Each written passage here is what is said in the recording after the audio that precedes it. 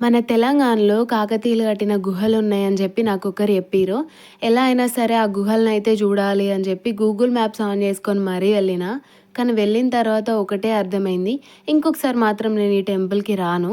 ఎందుకు అని అనుకుంటున్నారా?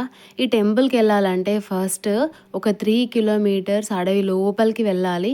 వెళ్ళిన తర్వాత మధ్యలో ఈ టెంపుల్ కనిపిస్తది. ఒక్క మనిషి కూడా మీకు కనిపించడు. మొత్తం అడవి. అడవి, కోతులు తప్పించి మీకేమీ కనిపించదు. ఒకరిద్దరైతే అస్సలు వెళ్ళకండి. ఒక గ్యాంగ్ లాగా వెళ్తేనే సేఫ్. ఇద్దరు, ముగ్గురు అనేది అసలు ట్రై కూడా చేయకండి మీరు. ఇక్కడ 4 గుహలున్నాయి. 4 గుహలలో ఒక్క గుహలో మాత్రమే దేవుడున్నాడు, శివలింగం. అది కూడా ఒక రాయికి చెక్కి ఉన్న శివలింగమే. దానికి ఆపోజిట్‌లో నంది కనిపిస్తది. ఇంకా 2, 3 విగ్రహాలు కూడా కనిపిస్తాయి. కానీ అది ఏ దేవుడు అని చెప్పి నాకు అర్థం కాలేదు. ఒకటైతే వినాయకుడు అని చెప్పి తెలుసు.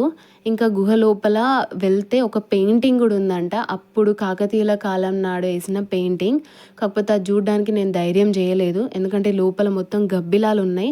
అందుకే వెళ్ళలేదు. గుహ పైన ఇట్లాంటి ఒక శిలా శాసనం ఉంది. ఈ శాసనం తెలుగు లాగానే ఉంది కానీ ఒక 2, 3 లైన్లు మాత్రమే అర్థమైంది. మిగిలిందేం అర్థం కాలేదు. ఇంకా గుడి లోపలికి వెళ్ళి చూస్తే ఒక నంది కనిపిస్తది. ఈ నంది కూడా రీసెంట్గా పెట్టినట్టు అనిపిస్తుంది.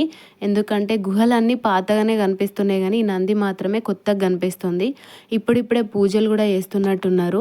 లోపలికి వెళ్ళి చూస్తే ఇట్లాంటి శివలింగం ఉంది. అది మొత్తం కింద నుంచి మీద వరకు కూడా ఒకటే రాయి, ఒకే రాయితో చేసిన శివలింగం. దీనికి ఆపోజిట్ మానేరు నది కనిపిస్తుంది.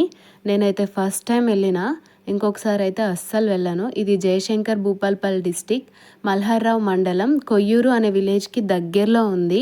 అడవి సోమన్పల్లి విలేజ్ కూడా ఈ టెంపుల్కి దగ్గరలోనే ఉంది. ఈ టెంపుల్ గురించి ఫుల్ డీటెయిల్స్ నా యూట్యూబ్ ఛానల్లో ఉంది. అట్లనే మీరు ఎప్పుడైనా ఈ టెంపుల్కి వెళ్ళుంటే కామెంట్ బాక్స్లో కామెంట్ చేయండి. ఓకేనా?